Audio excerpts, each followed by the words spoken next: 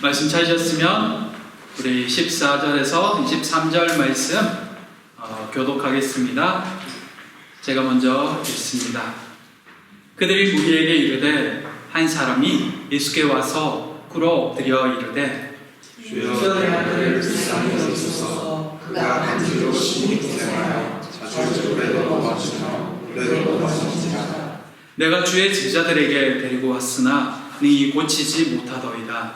예수께서 대답하여 이르시되 믿음이 없고 배역한 세대여, 내가 얼마나 너희와 함께 있으며 얼마나 너희에게 참으리요. 그를 이리로 데려오라 하시니라. 이에 예수께서 부짖으시니 귀신이 나가고 아이가 그때부터 나으니라. 이때 제자들이 조용히 예수께 나와 이르되 우리는 어찌하여 쫓아내지 못하나이까. 이르시되 너희 믿음이 작은 까닭이니라.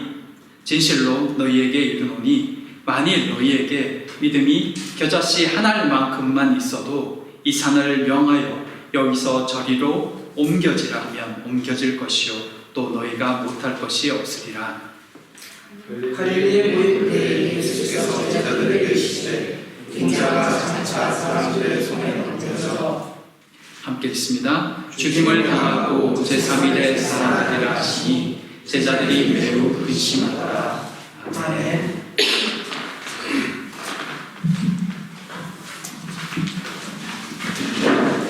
반갑습니다. 잘 지내셨습니까? 한 주 비었을 뿐인데 매우 오랜만에 만나는 것 싶습니다. 지난주에 주일에 우리 또 말씀 전하신 교환학교에 말씀 감사드리고 또 여러 성도님들 지난 주일에도 또 함께 모여서 예배드리며 귀한 들릴 시간을 나눌 줄 믿습니다. 지난주는 많이 더웠습니다. 그렇죠? 여기도 엄청 더웠던 것 같은데 그래도 이번 한 주는 좀 시원해서 좀 살만해진 것 같습니다. 다음 주는 또 조금 더 추워진다고 말합니다. 역시 독일 날씨는 우습게 보이는 게 아닌 것 같습니다. 오늘은 다시 이 마태복음의 말씀을 함께 나누고자 합니다. 오늘 본문 앞에는 예수님께서 변화산에서 영광스러운 모습으로 보이시며 모세, 엘리야와 말씀을 나누는 그런 모습이 등장합니다. 그렇게 영광스러운 광경이 변화산 위에서 펼쳐지고 있는 그때에 산 아래에서는 소동이 일어나고 있었습니다. 그 소동은 예수님과 일행들이 산에서 내려올 때까지 계속되어졌습니다. 오늘 말씀을 통해서 그 사건을 살펴보며 그 의미와 오늘 우리에게 주시는 말씀은 무엇인지 함께 생각해 보기를 원합니다. 성령께서 이 시간 우리의 마음에 깨달음을 주시길 기도합니다. 첫째, 어떤 믿음입니까? 예수님께서 그 세 제자와 함께 산에서 내려오시자 한 사람이 예수님께 나와서 무릎을 꿇으며 엎드려 간청합니다. 주여, 내 아들을 불쌍히 여기소서. 그가 간질과 귀신 들림으로 고통당하이다. 제자들에게 데려왔지만 그들이 능히 고치지 못했다고 말합니다. 예수님께서는 제자들을 책망하신 후에 귀신을 꾸짖어 귀신이 나가게 합니다. 곧 그의 아들이 고침을 받습니다. 나중에 제자들이 조용히 예수님께 나와서 자신들은 왜 그 귀신을 쫓아내지 못했는지 묻습니다. 예수님은 그들이 믿음이 작기 때문이다 라고 말씀하시죠. 3년을 예수님을 따라다니며 그분의 말씀을 들었고 보고 배운 제자들인데 그들을 향해 믿음이 작다라고 말씀하시니 도대체 이 믿음을 어떻게 해야 키울 수 있는 건지요. 또 제자들을 책망하실 때는 심지어 그들이 믿음이 없다라고까지 말씀하시는데 도대체 그러면 믿음을 가진다는 것이 어떤 것일까요? 또 믿음이 작다라고 말씀하시고선 이어서 눈에도 보이지 않을 그 겨자씨 하나만큼의 믿음으로도 충분하다 말씀하신 것은 또 어떤 의미일까요? 제자들이 예수님께 조용히 나와서 우리는 왜 귀신을 쫓아내지 못하는지 이유를 묻는 것은 또 무엇 때문일까요? 오늘 본문에는 여러 의문을 가지게 하는 내용들이 나와 있습니다. 근데 사실 제자들은 이미 예수님을 만난 초기에 귀신 쫓아내는 능력을 받았습니다. 마태복음 10장 1절에 이런 말씀이 나옵니다. 예수님께서 그의 12제자를 부르사 더러운 귀신을 쫓아내며 모든 병과 모든 약한 것을 고치는 권능을 주시니라. 초기에 나오는 말씀입니다. 이 비슷한 시기에 누가복음 10장 17절에는 이런 말씀도 있습니다. 70인이 기뻐하며 돌아와 이르되 주여 주의 이름이면 귀신들도 우리에게 항복하더이다. 예수님께서는 12제자들 뿐만 아니라 70인을 파송하시면서도 여러 권능을 주셨던 것입니다. 그 권능을 가지고 여러 일들을 행하고 돌아와서 예수님께 보고했습니다. 그런데 이번에는 이 제자들의 자신들이 귀신을 쫓아내지 못하고 오히려 망신만 당하다 보니 왜 자신들이 이번에는 귀신을 쫓아내지 못했는지 예수님께 묻는 겁니다. 그때는 됐는데 지금은 왜 안 되는지, 무엇이 문제인지 묻고 있다는 것입니다. 가끔 보면 과거 신앙생활 할 때 있었던 일들을 간증하시는 분들을 만나게 됩니다. 그 일들은 참 은혜도 되고 도전도 되고 소망이 되기도 합니다. 내게도 그런 놀라운 일들이 일어났으면 하는 바람을 가지기도 합니다. 그때의 열정과 간증이 될 만한 일들은 평생 감사로 남을 만한 경험입니다. 그런데 가끔은 과거의 간증만 남은 분들을 볼 때가 있습니다. 그때는 기도도 뜨거웠고, 그때는 은혜 받을 만한 믿음이었고, 그때는 순수하고 헌신적이었고, 그때는 한 생명에도 열심히 있었는데 현재가 없는 겁니다. 그래서 과거 이야기만 하는 겁니다. 지금 제자들이 어떠할까요? 예수님은 그들이 믿음이 작다라고 말씀합니다. 심지어 믿음이 없다라고 말씀합니다. 그렇게 오래된 일도 아닙니다. 겨우 2, 3년 전 일입니다. 예수님께서 그들에게 능력을 주시며 전파하게 하신 것이 말입니다. 그렇다고 그 후로 제자들이 예수님을 떠났냐? 그것도 아닙니다. 그들은 3년 내내 예수님 곁에 있으면서 계속해서 예수님의 능력 행하심도 보았고 귀신 쫓아내는 것도 보았으며 가르침도 계속 받았습니다. 그런데 왜 제자들이 믿음이 적다, 믿음이 없다라는 말씀을 들을 정도가 되었을까요? 정말 두려운 말씀이 아닐 수 없습니다. 도대체 무엇이 문제인 걸까요? 예수님이 늘 그들 곁에 계셨지만 그들은 예수님을 온전히 의지하지 않았던 것입니다. 이게 무슨 말일까요? 예수님 곁에 있는데 예수님을 의지하지 않다니요. 처음 권능을 받고 파송을 받을 때만 해도 그들 가운데 두려운 마음도 있었을 것입니다. 내가 과연 그렇게 할 수 있을까? 나 같은 게 귀신을 쫓아낼 수 있을까? 권능이 나타날까? 그러니 더더욱 주님의 말씀을 붙들 수밖에 없었고 예수님을 의지할 수밖에 없었습니다. 예수님 없이는 자신들이 아무것도 할 수 없다는 것을 알기 때문입니다. 스스로 깨닫기 때문입니다. 그래서 예수님께 더 붙들기 원했고 예수님의 권능을 더 믿기를 원했고 예수님을 더 의지하고 싶었을 것입니다.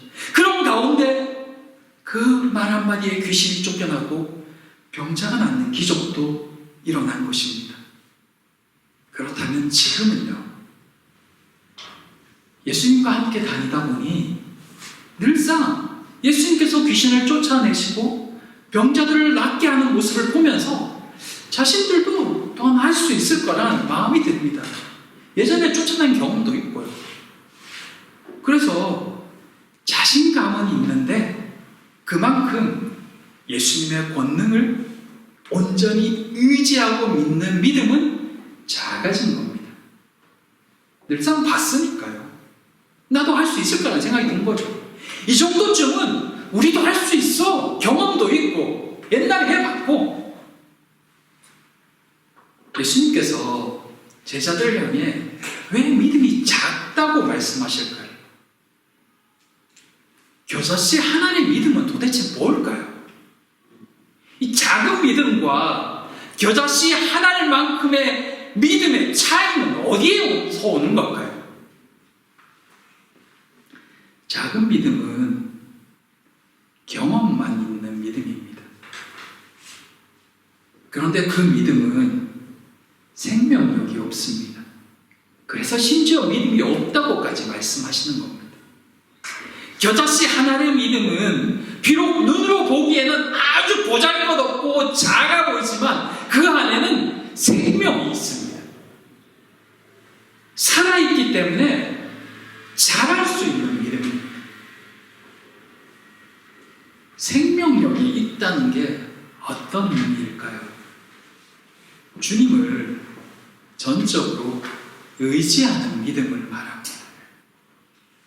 주님 안에 온전히 붙어있기 때문에 그 안에 생명력이 있는 것입니다. 주님께 붙어 있으니 주님으로부터 능력이 나오고 그것이 그들로 못할 것이 없게 만들어주는 것입니다. 그것이 겨자씨 하나의 믿음입니다. 너희가 못할 것이 없으리라는 말씀이 바로 그 의미인 것입니다. 생명력이 흘러오고 있고 능력이 주께로부터 흘러오고 있으니까요.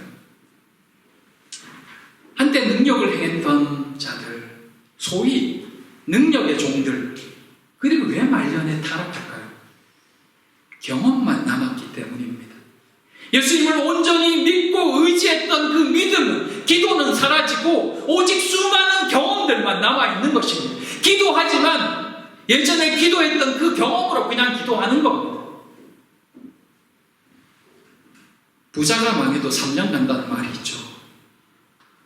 없는 것 같아도 그동안 쌓아놓았던 것들이 있어서 한동안 살만하다는 겁니다.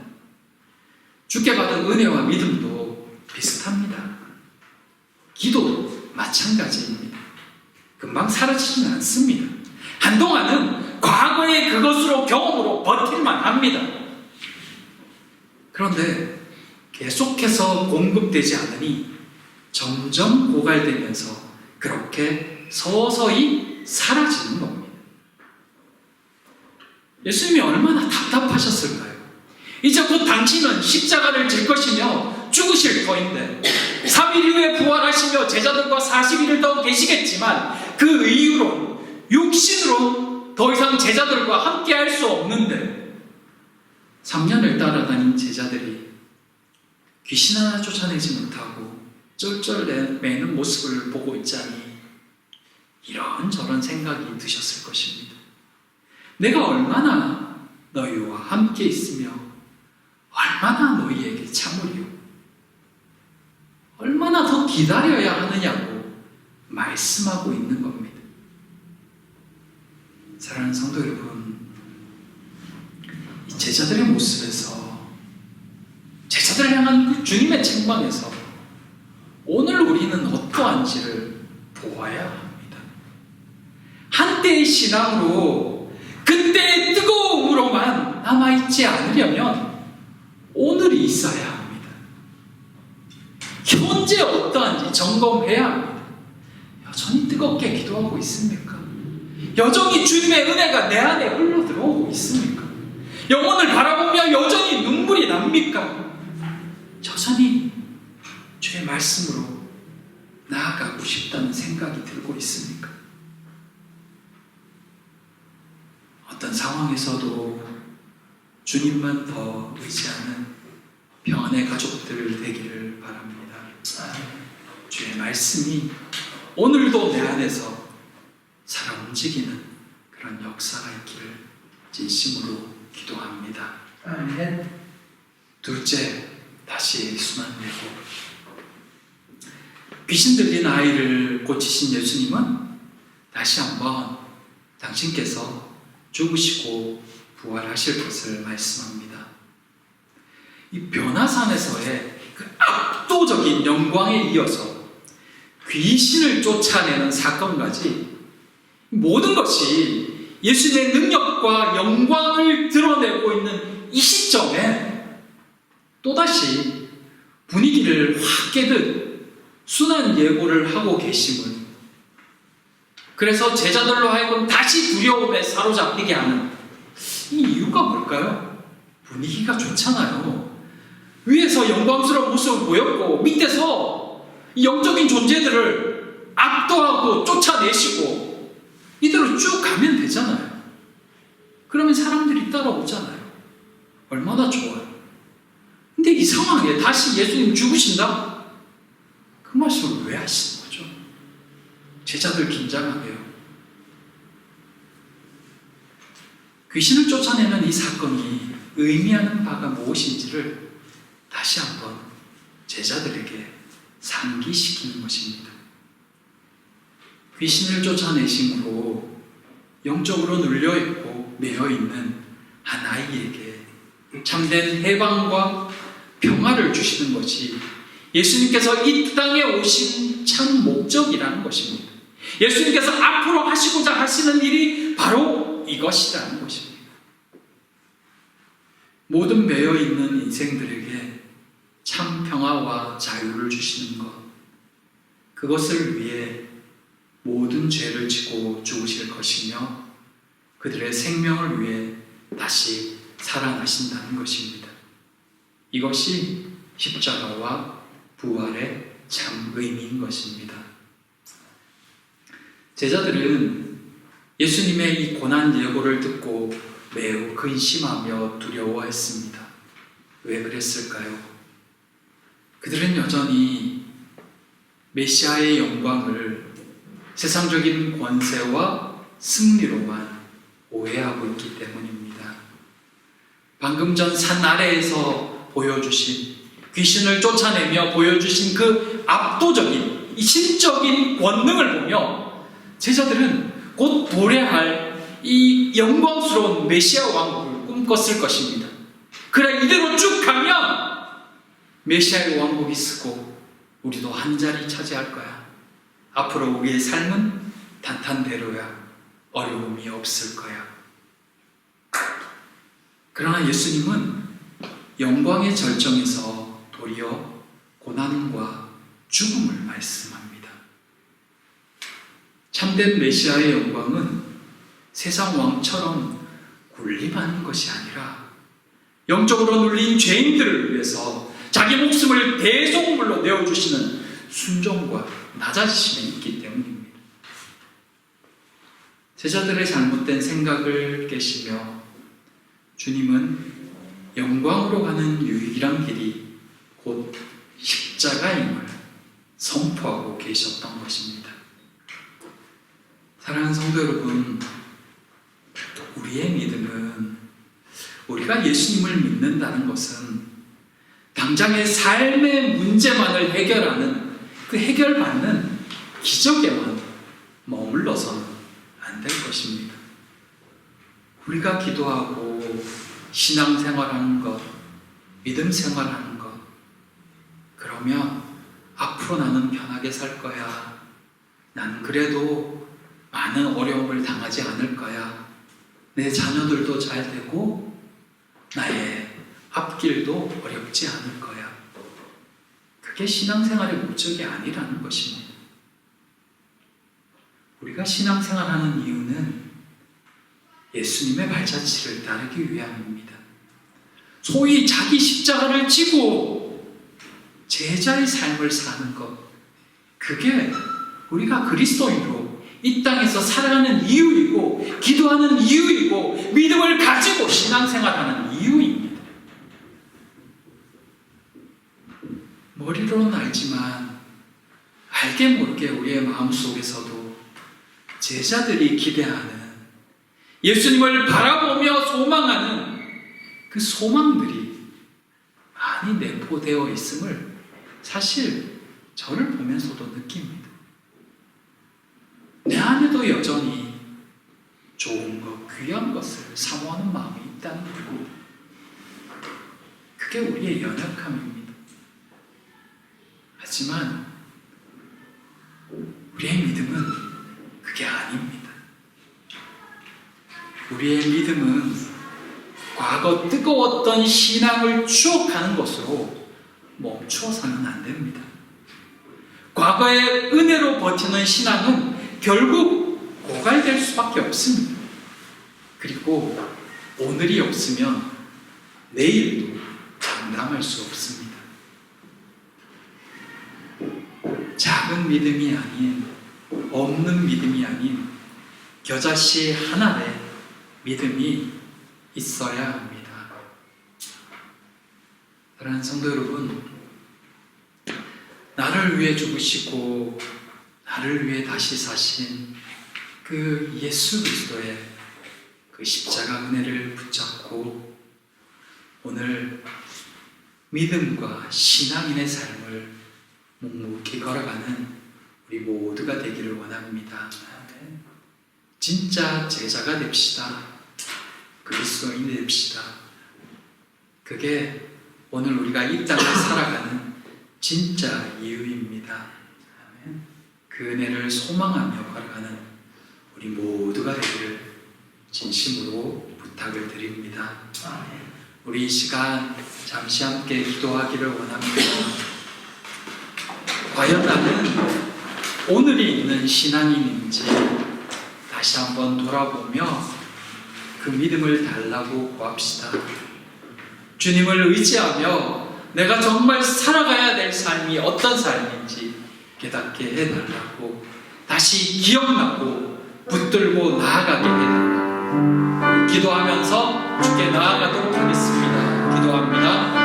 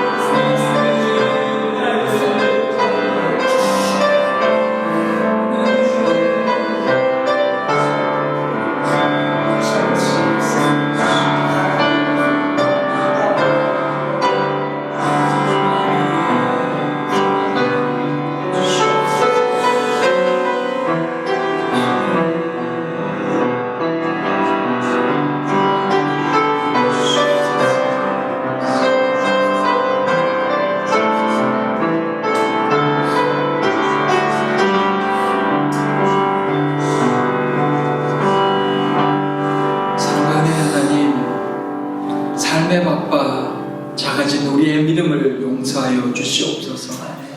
이 시간 다시 믿음으로 살기 원하오니 주여 우리에게 믿음을 더하여 주시옵소서. 안주하기보다 주를 따라 제자의 삶을 사는 저희 모두가 되기를 소망하오며 예수님 이름으로 기도드립니다. 아멘. 아멘.